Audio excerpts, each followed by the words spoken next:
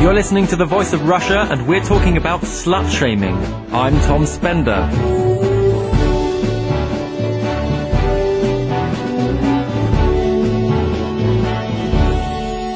A trend known as slut-shaming has emerged on the internet in recent years.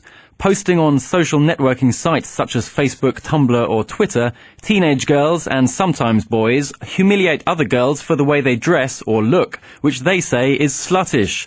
Sometimes these posts are accompanied by photos of the girl being targeted and attract scores of harsh comments, causing serious distress to the girl in question and leading to accusations of cyberbullying. There are cases in which slut-shaming is said to have led to suicide.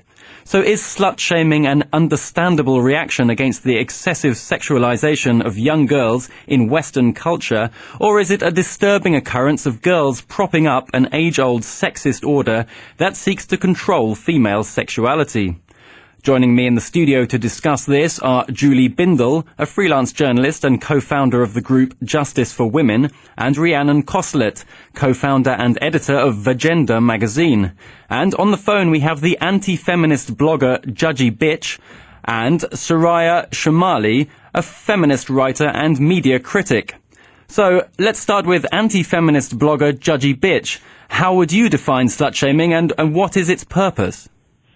Well, I think slut-shaming is a product of a pushback against a culture that is sexualizing young girls at younger and younger ages. I mean, we have push-up bras and thong underwear for fourth graders. And this is creating an environment where young girls are expected to display and value themselves in terms of sexuality, and they're resisting that. They're saying, no, I don't think so. One of the images that you were talking about, the triptych images, is a girl saying you open books, you don't open your legs. That's actually a really empowering message. Like there's more to you than just sexual availability, sexual desirability. These are really, really young girls. They're not ready for this. And they're pushing back against peers who are setting the bar way too high. Julie Bindel, what do you make of what Judgy Bitch is saying? Well, I disagree with it almost in its entirety. I really wish that we had a movement which was shaming rapists, men who are abusive towards women and girls, and those that seek to police women's sexuality. And this isn't a new phenomenon. Not at all. The only thing new about this is the horrific reclaiming of the term slut, which can never ever be good. It was never a word that was positive. It's totally man-made to suit misogynistic purposes, and it's never something that women should use in any celebratory fashion at all. So I disagree with her, and what I think we should be doing is recognising that forever men have sought to police women's sexuality, whether we choose to be sexual or whether we choose not to be sexual. So it's nonsense as far as I'm concerned. Rhiannon Cosslett, isn't there space in society for us to, condemn and criminalise and work against sexual assault, but also perhaps agree that there is an excessive sexualisation of young women in society and that something should be done about it? I think it's problematic because if you start analysing and monitoring the way that women dress, there's a kind of underlying message there that they are responsible for any abuse that they receive as a result, not as a result, but because men choose to rape. And there's still this message that goes out which says, if you wear a short skirt, you deserve to be raped at some level. I mean, look at the police campaigns against anti-rape. A lot of them do suggest that if you have too much to drink, if you wear a short skirt, then that's your fault. You've got what's coming to you. I think what Judgy Bitch said about the comment, open books and not your legs, I don't think that's an empowering comment at all. Why can't you open books and open your legs? Being sexually liberated isn't necessarily the opposite of, being intelligent and educated. And that message isn't something that young girls should be hearing. Soraya Chemaly. There's nothing new. Slut-shaming is as old as the Bible. We're talking about the word slut, and we're talking about people who shame women for the way they dress or the way they behave because they transgress, right? They don't follow the rules. They're not good girls. And that is one way of sexualizing girls and women. The other way of sexualizing them is to have this ridiculous ideal of purity. And they're both forms of sexualization. And so A, yes, it's not a new thing. B, the technology that we have available today is technology. It can be put to good use or to bad use. And so it's really more a reflection of culture than anything else. So when you get on, for example, Facebook, a page called the 12-year-old slut meme, it would be nice if Facebook were consistent in its application of its guidelines and it created a culture where that was not possible and where 200,000 people didn't comment on the photographs of girls used without their consent. But Facebook doesn't do that because it, too, is part of the culture. I think we're just at the point where we're becoming more aware and we're speaking more openly, raising issues related to sexuality, to rape, to abuse, to violence. And so now we can actually say the word slut on the radio or on the television, whereas you really couldn't do that before. Judgy Bitch, do you do slut-shaming yourself? In what context? Do I get on Facebook and call out other girls? Absolutely not. In response to the previous commenters, the first thing I'd like to say is, as an atheist here, slut-shaming is not really a huge part of the Bible. It may be part of some subsects of Christianity. When the king of Pharisees brings an adulteress before Jesus and asks what should be done with her, the common punishment is to stone her to death. And what Jesus says is, let he among us who is without sin cast the first stone. So the idea of painting Christianity as somehow responsible for slut-shaming, a long tradition of misogyny against women, and this is my second point. We're not talking about women. We're talking about 13, 12, 13, 14-year-old girls. These are not women. They are being thrust into a landscape that they are in no way prepared to deal with. They don't have adult supervision. They don't have parents saying that's not appropriate. You can't go out dressed like that. You shouldn't be. You're sending signals that you don't understand. They have absolutely no supervision. There's this huge void in the culture. And guess who's stepping in? Their peers. Peers who do not want to live in a culture where 12-year-old girls wear push-up bras. They're pushing back against that and saying it's not okay. Julie Bindel, can't young girls decide what they want for themselves? Do you know something? We're sitting here. There are 4 women in this debate, and what we're talking about is men's misogyny and patriarchy, male supremacy. And it's true. I mean, women are the only oppressed group in the entire world and culture that are required to love their oppressors, and that makes it very complicated because it means that women constantly defend men and their behaviour and blame other women. What I'm talking about is women blaming other women and making women responsible for what men have directed us to do. And it is men, unfortunately under patriarchy, that direct our sexuality. And this is what feminism's about, to stop men telling us how we should behave sexually. Rhiannon Cosslett. Women have no agency. They have no responsibility. They have zero capacity to understand. They're just mindless sheep who follow. Wait, can I make a distinction here? I mean, wait, can we just let Judgy Bitch say what she wants to say first, and then we can respond to it? Okay, this whole idea that women are victims who are in love with their oppressors denies women agency. It denies that women have any responsibility for their personal actions. It paints us as these ridiculous children. Okay, Judgy Bitch, but you are talking about children, aren't you? You say that the 12-year-olds and the 13-year-olds don't know what they're doing. Right, they're right in that territory between childhood and adulthood, and they need guidance to get through that period. You're listening to The Voice of Russia, and we're talking about slut-shaming. Tom, can I ask you a question, please? Because we're conflating two things here. Judgy Bitch is talking about the sexualization of young girls. That is not the same as slut-shaming. That may seem obvious, but on the one hand, we have this sexualization of younger and younger girls. I think we all accept that that is happening. Slut-shaming, regardless of who is doing it, whether it's other teenagers or not, is something separate, right? I mean, there are 1,000,001 ways to approach this that does not rely on children enforcing the rules of the adults around them, because make no mistake, that is what teenage children do. Okay, but parents often tell their children how to behave or offer them guidance. That's what parents do, surely. Listen, I'm a parent of 3 teenage girls. My children, for example, knew very early on that they were not to call any other girl or woman a slut.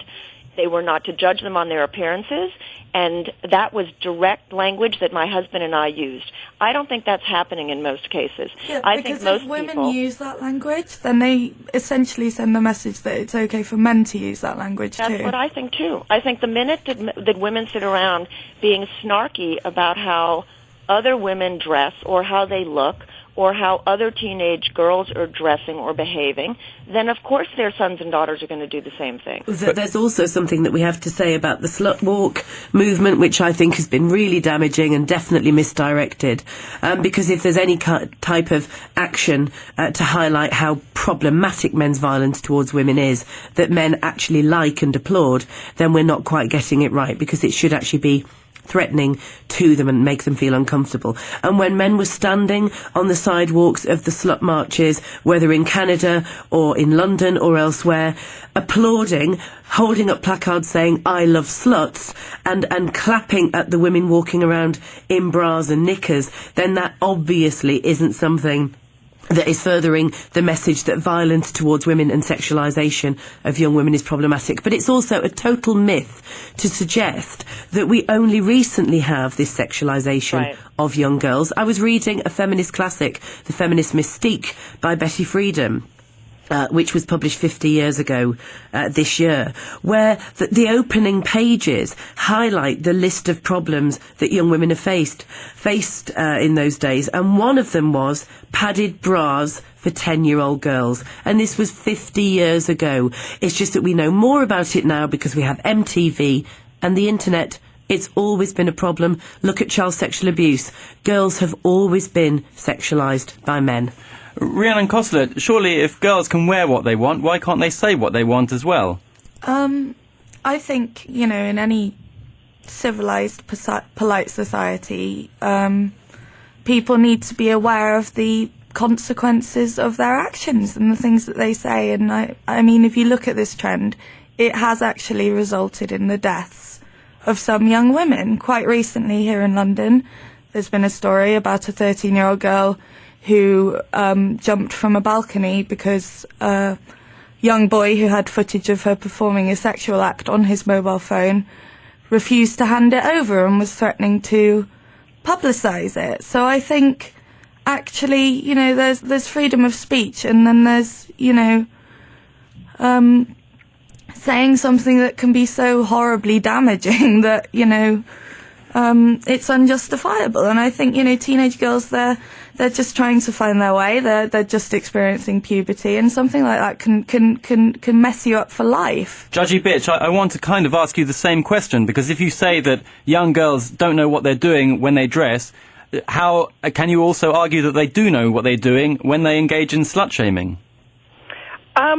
I would say they absolutely know what they're doing, and the girls who dress like sluts know what they're doing to a certain extent, too. I mean, they are asking for attention. When you call it slut-shaming, you're defining it from the point of view of the person being shamed. Turn it around and think of someone like Sabrina Tomeo, who doesn't want to walk around with her boobs hanging out of her shirt. What she's doing is calling out attention whoring. These girls are craving attention. And I would really be curious to know how many of them are raised in homes without fathers, where all they desperately want in life is some male attention. And a quick way to get that is to put on a I was raised in a home without a father from the age of 12. We're leaving boys out of this discussion this is just incredulous. The idea that boys are just in it for blowjobs. All men want is to sexualize young women. You're denying That's not true. There are plenty of men out there who don't sexualize young women at all. But I absolutely resent the implication that by having a single mother, I could somehow have ended up confused about my sexuality. How dare you? That is so offensive. You have no experience with male attention in any kind of appropriate way. I find that really offensive also, and I think that quite often the way that we educate boys the way that we give boys permission, fathers give boys permission to be offensive, to be sexist, to be misogynistic about girls and women, is exactly the problem of bad fatherhood and actually bad fathering. And I'd far rather be raised by those who recognise that misogyny is damaging in the extreme across society than a father who thinks that it's all right for boys to pay for sex or to call girls sluts. Soraya Chemaly. With paying for sex, by the way. Your body, your choice. Any woman who wants to decide the cash value of her sexuality has the right to do that. So we're not going to get into prostitute shaming. Well, here. you That's just have. completely different. Tom, what were you saying? Soraya Chemaly, Judgy Bitch is saying that women, or girls, who dress in a revealing manner may be crying out for attention, but do you think perhaps the slut-shamers themselves could also be suffering from low self-esteem and simply envy these girls the confidence they have? I don't think this has anything to do with girls crying out for attention or for them having low self-esteem. I think if we're going to focus on very young children, and we're talking about 12-year-olds, 13-year-olds, they are trying to figure out the world. So they're going to behave in the ways that are reinforced culturally. That's what they're going to do. Are we talking about the sluts or the slut-shamers? Well, actually, I'm talking about neither and both, and I'm also talking about boys. So let's just stop using those categories and think about the cultures that they are absolutely steeped in, okay? So slut-shaming, which is that act of denigrating girls for the way they behave or the way they act. Whores, yeah, okay. Right? Well, you can use the word attention whores. I'm not using the word attention whores. Oh, slut's okay, but whore's not, right? Okay. No. I think you should let me finish since I let you finish. So that behavior falls in a spectrum that includes all kinds of other things, right? It includes street harassment and how men and women and boys and girls learn to function in a society where street harassment is ubiquitous. It includes the fact that every 2 minutes someone is raped. It doesn't happen in isolation, right? And so the kind of entitlements that go along with identifying a girl as a slut or as a whore, if you would rather use that word, also go with everything else that I've just described. So when a child decides to dress a certain way, it's not because she's consciously said, I want attention. It's because she's looking around her and she's seeing who's getting attention, for example. You can't walk outside 30 feet from your door and not see a half-naked woman who's represented as an object who's cut into 6 million different pieces for other people's pleasure. And so whether you are the person dressing a certain way or the person criticizing that person or the young boy watching that happen or doing the same thing doesn't matter. You're all in the same environment. You're listening to The Voice of Russia, and we're talking about slut-shaming. With me in the studio are Julie Bindel, co-founder of the group Justice for Women, and Rhiannon Cosslett, editor of Vagenda magazine. And on the phone we have the anti-feminist blogger Judgy Bitch and Soraya Chemaly, a feminist writer. Julie Bindel, do you agree that the way you dress does provoke reactions in other people? Of course it does, but nothing provokes a reaction in other people as the way that women dress if they choose to define it as sexual. But alcohol is the new short skirt. So when we actually think we fought the battle by saying wherever we dress, wherever we go, yes means yes and no means no, which is an old feminist mantra, we then have the kind of booze shaming, which is, well, if you drink a couple of Alco Pops, who can be surprised when you're raped? And yet I hear time and time again of groups of young men in schools and colleges who are coercing and threatening and blackmailing girls into giving them blowjobs in public places. Yeah. And those boys are not shamed. So where's the shaming for those boys? We've just seen recently a trial of a number of men in Oxford in the UK where they have prostituted, raped, abused, humiliated and sadistically harmed groups of girls between the ages of 11 and 16. Where's the shaming in the men who do that and who are never caught? And the idea that you can actually define a girl as a slut because she is in any way sexual is absolutely abhorrent. And quite frankly, I think it's just the foot soldiers for patriarchy.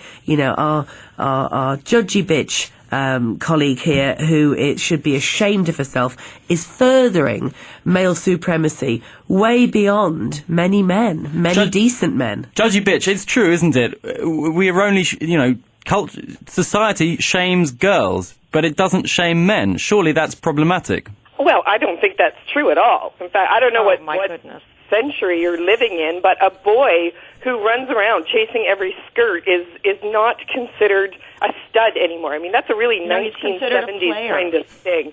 Boys can be called out player. Sluts Let's too. let Judgy Bitch finish. What's a player? Someone who's never going to have a serious girlfriend. I think He's off the list. I mean, it's not part of this whole idea that boys are somehow animals. They're subhuman. They don't belong in this debate as loving, caring, emotionally responsive people. They're always the oppressors, and girls are always the victims. And you're talking about people steeped in a culture where they pick up messages. That's a big message they pick up. That boys are dangerous and ugly and stupid and brutish and Judgy crude. Bitch, why is the word pimp so positive? Why is the word pimp a positive word? And every word to do with girls' sexuality and female sexuality is negative. Well, I don't think it is. Pimp is not a positive. Oh, yes, it is. Hip-hop Culture you live in. Listen to any hip-hop song. Listen, Okay, well, we agree. Have There you are heard about the Steubenville rape case that's going on in your country? How can you deny the fact that men who are promiscuous sexually are still praised, whilst women are denigrated? It's there. It's all over the internet. It's in the newspapers. And just to echo what Soraya was saying earlier, you're talking about choice, but actually, if there's a predominant culture giving you a constant message that this is how you should be, that's not really a choice. It's the illusion of a choice. Can I add so something? If you live in a culture that where women get on radio shows, panelists, and talk about how boys are, disgusting, crude rapists. They're not crude. I think you're the only person men. that said that, by the way. Patriarchy. Yeah, that is. Can I say something? Yes, Soraya Chemaly, please come in. What I am saying is that the same culture that produces slut-shaming and victim-blaming is the culture that identifies men and boys as base and animalistic. They go hand in hand. You can't have one without the other. So I don't think boys and men are born to rape. I think we live in a culture that entitles boys and men to act in certain ways.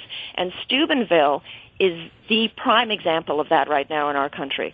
Because for a young girl, whether she is drunk or drugged, to be dragged from party to party where up to 50 other girls and boys saw this happen, to be raped, to be urinated on, that entire dynamic has nothing to do with slut-shaming by itself. It has to do with the entitlement they felt to do that. It has to do with the fact that none of the other children stopped it. It has to do with the fact that the girl is being blamed for their behavior, which means that she is somehow in control of the situation and has power, which is clearly not the case. I mean, if feminism is to work and be effective, it means that we accept that we're all born as babies, neither good or bad, and it's socialisation that gives permission, as Soraya said, to act out power in a horrific way. Judgy Bitch, surely there are better ways to try to improve society than encourage young girls to criticise other young girls on the internet. Probably. I mean, the number one way would be to have adults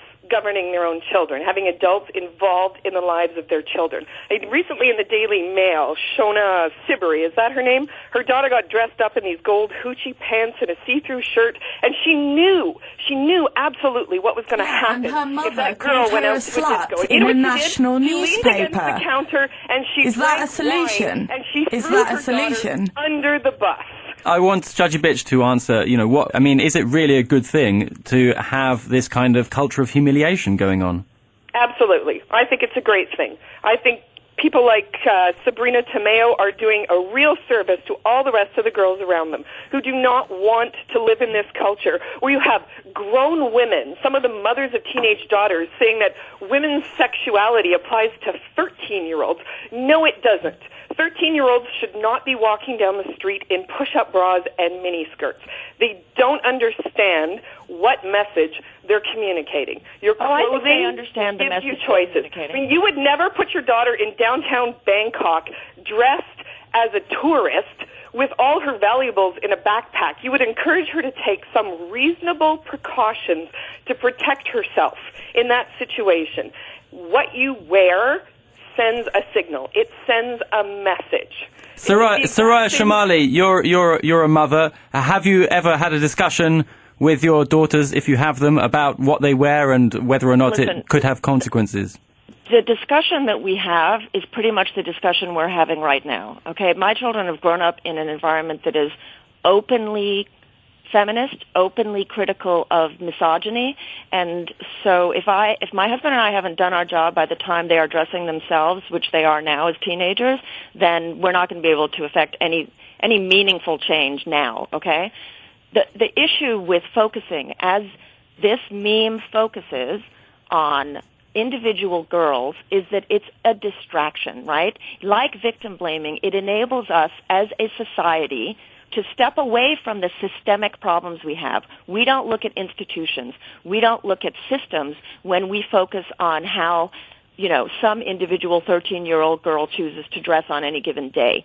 It is beyond absurd to suggest that the function served by slut-shamers is good for other girls. It is the enforcement of a double standard that perpetuates male dominance. Rhiannon Cosslett, you want to come in? I just think I can't believe that Judgy Bitch has said that humiliation is a good thing when she knows that girls have killed themselves over this. Teenage girls have committed suicide because of the way they've been bullied. And the other thing is, of course, that even if girls aren't in any way sexual, that they're not having sex at all, they're called lesbians and they're called prudes, and they are bullied in exactly the same way, because girls' and women's sexuality is policed by men who know that it keeps control over us. Judgy Bitch, suicide, that's terrible. Yes. It is terrible, but I think you're confusing causation with correlation here. I mean, when people have colds, there's lots of tissues around, but tissues don't cause colds. The fact is that the majority of young people are involved in social media right now, and suicide rates, as a matter of fact, have been plummeting rather dramatically amongst boys. There's a very slight uptick amongst girls, but in general, you're talking about outliers.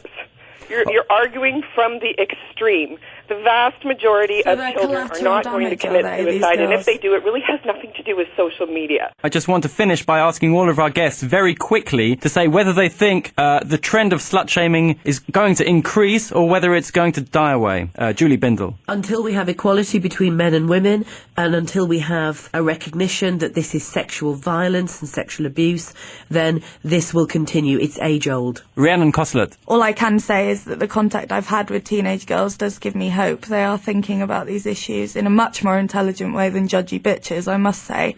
So that does give me hope for the future. Soraya Chemaly, what do you think about the direction this trend is taking? Well, I agree with Julie. I don't really think it's a trend. I think that the social media amplifies the harm that can be done.